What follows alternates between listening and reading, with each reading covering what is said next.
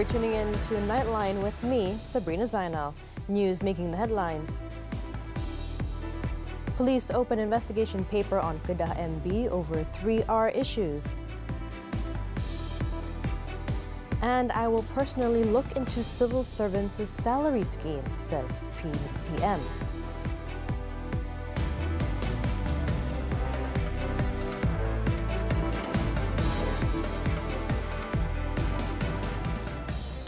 Good morning. Police are investigating Kedah Menteri Besar Datuk Seri Muhammad Sanusi Mat Noor over his remarks that allegedly touched on the religion, race and royalty or 3R issue.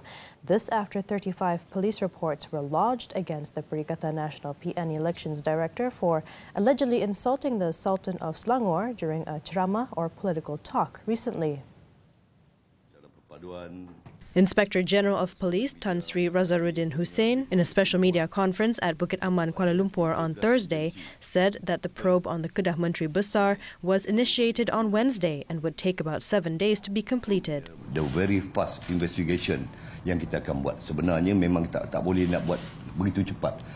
Tetapi kita akan membuat siasatan di mana kita mempunyai task force atas 3R ini. Tan Sri Razaruddin also said, besides Datuk Sri Sanusi, police are also investigating former Prime Minister Tun Dr. Mahathir Mohamad, DAP Chairman Lim Guan Eng, and past President Tan Sri Abdul Hadi Awang for their statements that allegedly touched on 3R issues.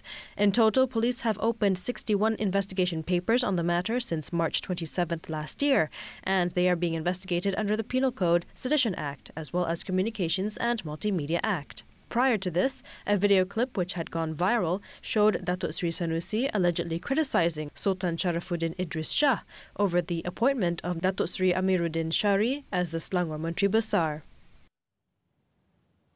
At the same press conference, Tan Sri Razaruddin said police have never stopped investigating the One Malaysia Development Berhad 1MDB case or ceased its hunt for fugitive financier Low Tik Jo or Joe Low.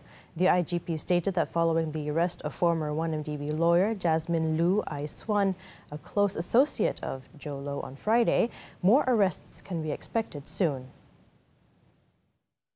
Kalau Jasmine Lu pun kita boleh bawa balik, at any time, masa sahaja akan menentukan.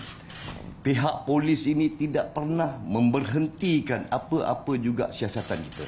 Ini saya nak tekankan. Tak payah tanya di mana ini Jolo, macam mana Jasmine Lu dulu you ambil di mana, dia ada di negara mana. Itu kita punya technical yang kita ada. Tan Sri Razaruddin also said several wanted individuals linked to the 1MDB case and Joe Low, who was the key figure in the scandal, remain under the police radar. On Lu's arrest, he said the woman was arrested after presenting herself with her lawyer at the Dangwangi District Police Headquarters to record her statement. She was being investigated under the Penal Code for criminal breach of trust. The top cop added police would work with other agencies, especially the Malaysian Anti-Corruption Commission, MACC, and Securities Commission in the probe.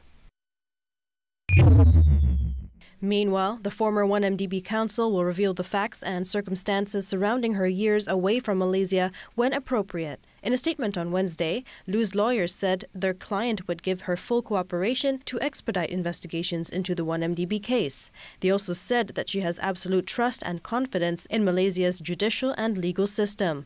It was reported that Lu was among the proxies working with Joe Low to misappropriate millions of ringgit from the sovereign state fund. She was listed as a wanted person since 2018 and had been charged in absentia together with Low alongside several others linked to the 1MDB scandal.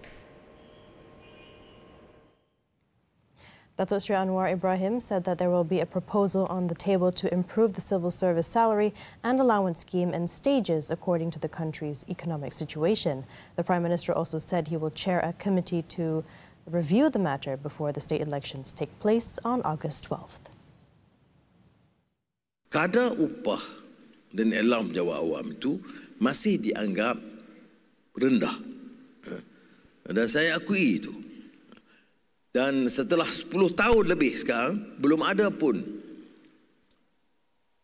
jawatankuasa yang harus dipenguruskan oleh Perdana Menteri untuk mengkaji semula sistem skim saraan penjawat awam. Datuk Sri Anwar said this at the Chakna Madani program with enforcement agencies at the Putrajaya International Convention Centre, PICC, on Thursday. He added that during the meeting, which will be attended by the Chief Secretary to the Government, Tan Sri Muhammad Zuki Ali, and Public Service Department Director General, Datuk Dr. Zulkifli Muhammad, they will scrutinise the salary, allowance and pension scheme, as well as the government's financial capabilities to do so. On another matter, the Prime Minister said the restoration of the pension scheme for retired civil servants will involve a financial implication of 1.3 billion ringgit, but this has been taken into account in the 2023 budget and not an additional allocation. Separately, Datuk Sri Anwar also announced an allocation of 100 million ringgit, which would be distributed among all enforcement agencies this year to strengthen their capabilities and operations.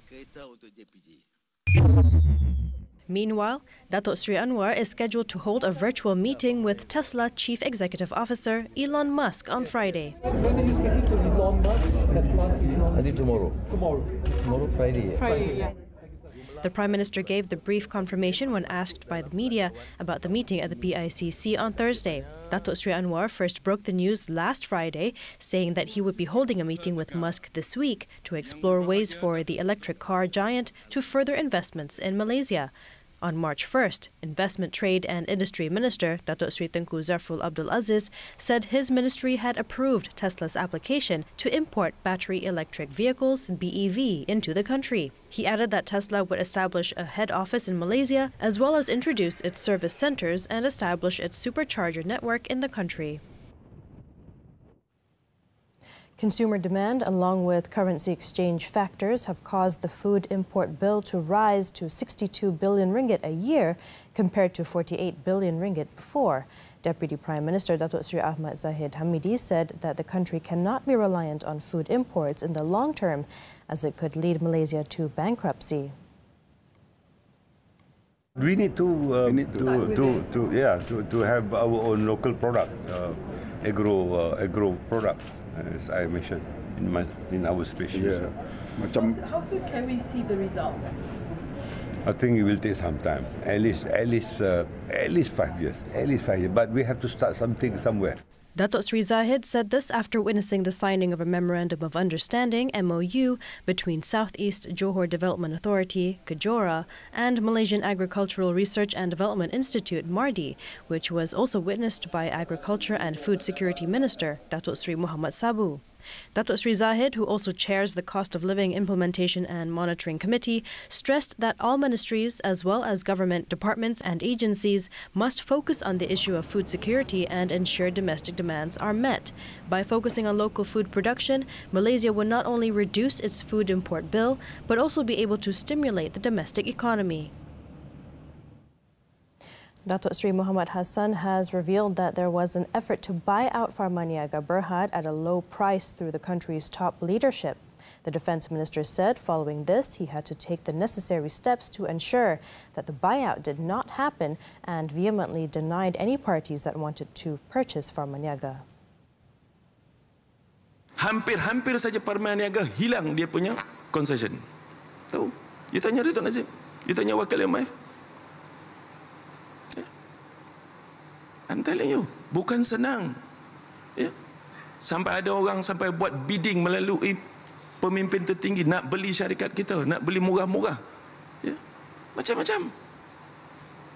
But I say no over my dead body. Let me manage it. Datuk Sri Muhammad said this in his speech during the launch of the Armed Forces Fund Board Strategic Plan 2023 to 2025 in Petaling Jaya, Selangor on Thursday. In February, Farmaniaga Berhad slipped into the PN17 category after it posted a net loss of 607.32 million ringgit for the financial year ending December 31st, 2022, against a net profit of 172.15 million ringgit in the previous year, due to lower demand from the government for the purchase of COVID-19 vaccines. In May, Farmaniaga also announced to Bursa Malaysia that its profits in the first quarter ending March 31st, 2023 slumped to 2.65 million ringgit compared to 27.73 million in the previous year's quarter. Malaysia Madani, tekad perpaduan penuhi harapan. Menggagaskan usaha memartabat semula Malaysia di persada dunia dalam mendepani cabaran mendatang. Saksikan soal rakyat khas Kuartet Merdeka bersama 4 Menteri Kabinet. Sabtu 15 Julai, jam 5.32 petang, hanya di TV3.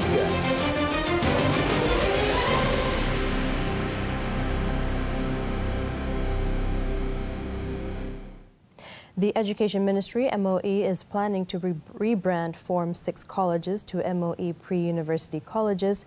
Its Minister Fadli Sidek said the move will give the institutions a new image, adding that it was also the MOE's commitment to ensure that the Sijil Tinggi Persekolahan Malaysia SPM examination will be an option among students who wish to pursue their studies. Antaranya menjenamakan Kolej Tingkatan 6 kepada College Pra-University KPM, dan menjenamakan semula istilah dalam sistem pendidikan tingkatan 6 murid kepada pelajar. Tak boleh panggil mereka murid dan lepas ni, kena panggil mereka pelajar. Guru kepada pensyarah, pengetua kepada pengarah, guru penolong kanan kepada timbalan pengarah. Fadlina said this when speaking at the Best Student Award ceremony for 2022 STPM Malaysian University English Test and Malay Language Proficiency Certification for non-Malaysians in Selayang on Thursday. She also said only the job titles will change, but the salary grades will remain the same.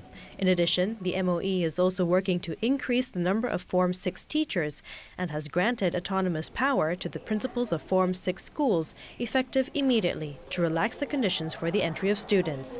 This will allow the principals to offer spots to qualified candidates and those who want to continue their studies if any vacancies are available. In another development, the results of the STPM have shown an increase in the National Cumulative Grade Point Average, CGPA, to 2.82 for the 2022 examination compared to 2.79 in the previous year. Malaysian Examinations Council (MPM) Chairman Professor Datuk Dr. Muhammad Ikhwan Toriman said the overall national CGPA for the 2022 STPM increased by 0.3 points, making it the highest since the implementation of the examination. Sebanyak 1,184 calon atau 2.84% calon telah mendapat PNGK 4.0. Bilangan calon yang mendapat PNGK 4.0 ini meningkat sebanyak 310 calon. He added that the number of candidates achieving 5 A's in all 5 subjects taken had also increased from 36 candidates in 2021 to 38 in the 2022 STPM examination. Overall, all 23 subjects offered in the 2022 STPM examination recorded a pass rate of over 60%, which is grade C and above. Out of the 41,701 candidates who sat for the exam, 99.98% or 41,694 candidates are eligible to be awarded the STPM certificate, while only 0.02% or 7 candidates are not eligible to receive the certificate. The Economy Ministry is working with the Human Resources Ministry to prepare policy options to be presented to the National Economic Action Council, M10, which will discuss the best strategy to increase people's wages. Its Minister, Rafizi Ramli, said that for this purpose, engagement sessions will be held with key stakeholders, namely the government, employers. In a statement on Thursday, he said that the details and mechanism of the final policy will be decided based on comprehensive considerations. This will include affordability and cost implications for the private sector, sequencing of implementation, and mutual agreement between the government, employers, and employees. Rafizi said this in response to an earlier statement by the Malaysian Employers Federation, MEF, which claimed that wage-related policies fall under the jurisdiction of the Human Resources Ministry and not the Economy Ministry. He also stressed that the mandate of the Economy Ministry is to address structural issues in the economy that may hinder the country's growth. This includes the issue of wages that do not match the cost of living, which is a fundamental barrier to Malaysia's transition to a high-income economy.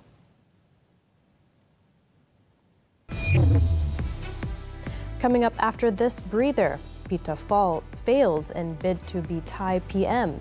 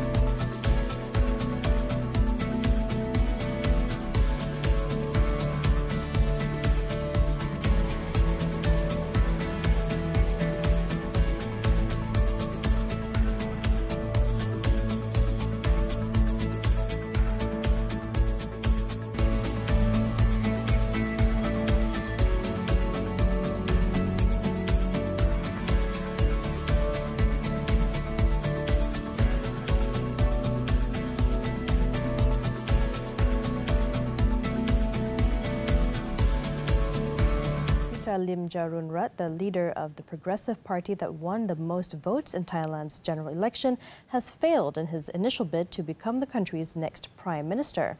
The 42-year-old businessman who heads the Move Forward party was unopposed in Thursday's contest, but could not muster the required support with a host of abstentions and votes against him. When voting concluded, Pita had won 323 votes, including 13 from senators. However, some 182 legislators voted against him, while 198 abstained. Pita's 8-party alliance controls 312 seats in the lower house, but to get the required 375 votes, he needed support from some of the 249 members of the conservative-leaning upper house, which was appointed by the military after a coup in 2014. The parliament is expected to hold another vote next week, which Pita can contest if nominated again. The vote on Thursday marked a pivotal moment for Thailand, and Pita's alliance must now decide whether to back him again in the vote slated for July 19th or put forward another candidate, testing its cohesion as it seeks to form the next government. A heat wave is sweeping across parts of southern Europe and northwest Africa, with the potential to reach almost a record-breaking 50 degrees Celsius. The Cerberus heat wave is expected to bring extreme conditions in the next few days, with temperatures in Italy expected to reach as high as 48.8 degrees Celsius, forcing authorities to set a red alert warning issued to 10 cities, including Florence and Rome. Now, meanwhile, temperatures in parts of Spain, France, Greece, Croatia, and Turkey are expected to surpass 40 degrees Celsius. At the same time, in Prague, temperatures could reach as high as 36 degrees Celsius, well up from average of 24 degrees Celsius in July. The heat is likely to continue into the weekend, as experts say. Periods of exceptionally hot weather are becoming more frequent, and climate change means it is now normal to experience record-breaking temperatures. Egypt is attempting to mediate between Sudan's warring factions, hosting a regional summit on Thursday, the latest in a series of international efforts to prevent the outbreak of civil war and the deepening of a humanitarian crisis. Fighting between Sudan's army and paramilitary rapid support forces broke out in the capital Khartoum in April and has spread westward to the fragile Darfur and Kordofan regions.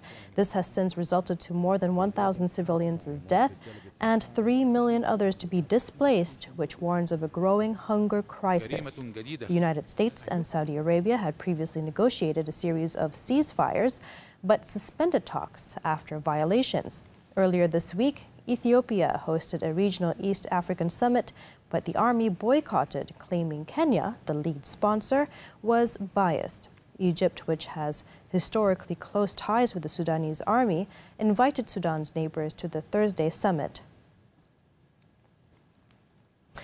A former Twitter human resources boss has accused the company of failing to pay roughly $500 million in severance pay owed to former staff of the company, the latest legal battle to hit the social media company.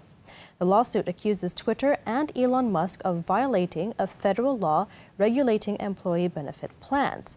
Courtney McMillan, who oversaw Twitter's employee benefits programs as its head of total rewards, claimed that under a severance plan created by Twitter in 2019, most workers were promised 2 months of their base pay plus one week of pay for each full year of service if they were laid off. However, when Musk took control of the company in October, he allegedly decided not to pay the promised severance, instead only giving 1 month of base pay to some employees. Twitter has since denied wrongdoing in the cases in which it has filed responses.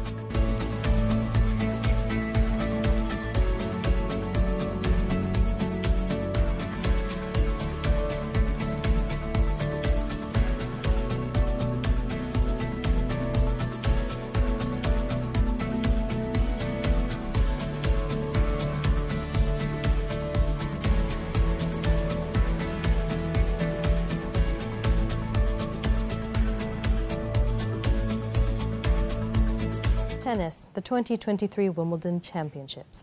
Marketa Vondrousova reached her first Wimbledon final after a scintillating performance against Ukrainian Elena Svitolina on Thursday night.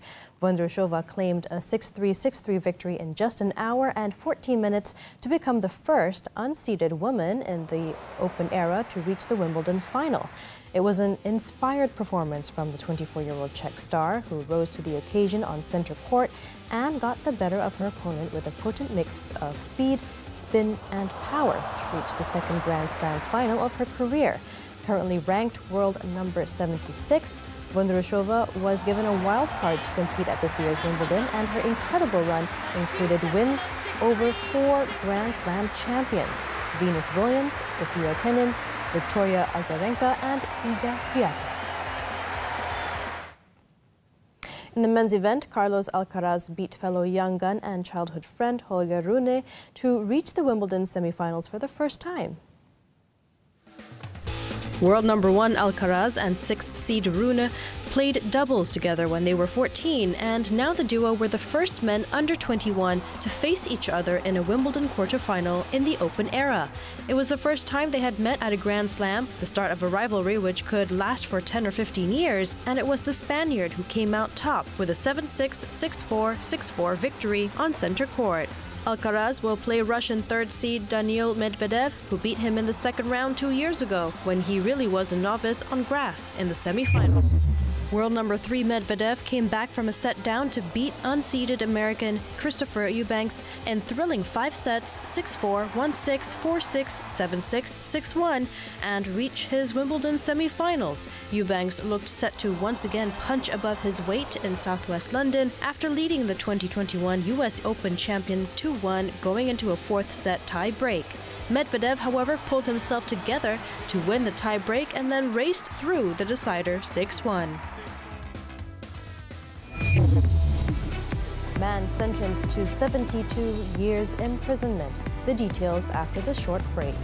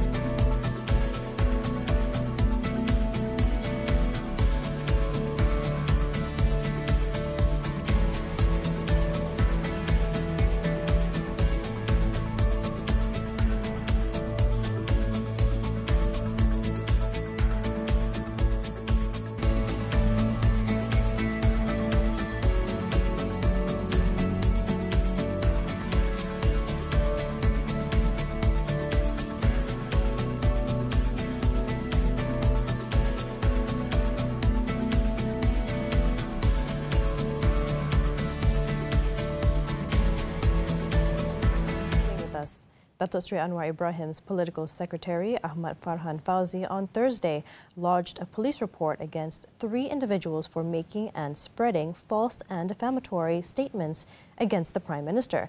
The 3 individuals are political activist Badrul Hisham Shahrin, or better known as Cikgu Bard, Bersatu Supreme Council member Datuk Wan Saiful Wan Jan, and blogger Ragi Jesse Ritaudin. Ahmad Farhan said the report lodged at the Putrajaya Police Headquarters was in connection to the alleged statements made by the trio on social media, which had criminally defamed Datuk Sri Anwar. They had claimed that Datuk Sri Anwar's residence in Sungai Long, Kajang, was owned by a mysterious Chinese tauke. They also alleged that the luxury cars used by Datuk Sri Anwar were not recorded in the Pakatan Harapan chairman's asset declaration. Adalah jelas bahawa kesemua kenyataan-kenyataan tersebut adalah tidak berasas, berniat jahat dan bermuftikan politik. bukti-bukti konklusif dan menyeluruh yang menyangkal sekeras-kerasnya kenyataan palsu tersebut akan dikemukakan kepada pihak polis semasa siasatan kelak. Also present was Datuk Sri Anwar's lawyer, Datuk S. Sankara Narayanan Nair, who said he had all the evidence needed to prove that all the claims were malicious. Putrajaya District Police Chief ACPA Asmadi Abdul Aziz later confirmed receiving the report, saying that an investigation will be carried out. In the meantime, police have opened an investigation paper into the sale of stars and insignia of Pahang State Honours through an e-commerce platform without authorization. State Police Chief Datuk Yahya Othman said the investigation was launched after a report was lodged at the Pekan District Police Headquarters on Tuesday. He also said preliminary investigation revealed that a complete set of the state honours was being sold for over 1,000 ringgit. He added that the probe is being carried out under the Pahang enactment of Emblems, Titles or Awards 2017. Authorities also plan to conduct a special operation to track down the sellers and buyers of the emblems, as well as those who illegally displayed them on their vehicles.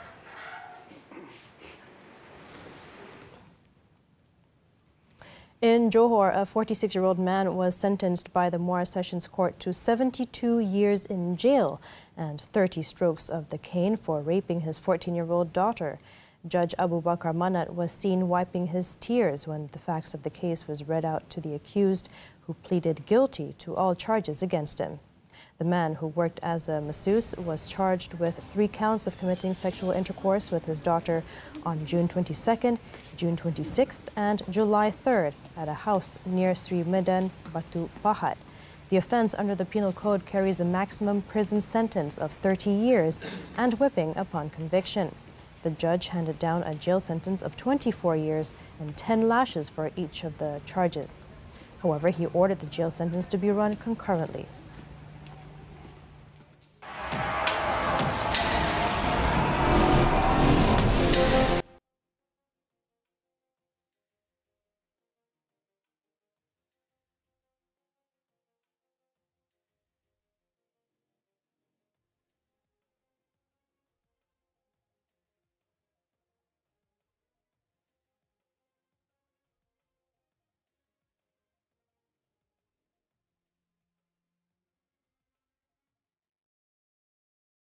Nightline draws to a close this time around. As we wrap up, let's take a look at a digital bakery in Los Angeles creating intricate candy treats using a first-of-its-kind 3D food printer that uses sugar to craft elaborate designs at scale. I'm Sabrina Zainal. Thank you for tuning in and take care.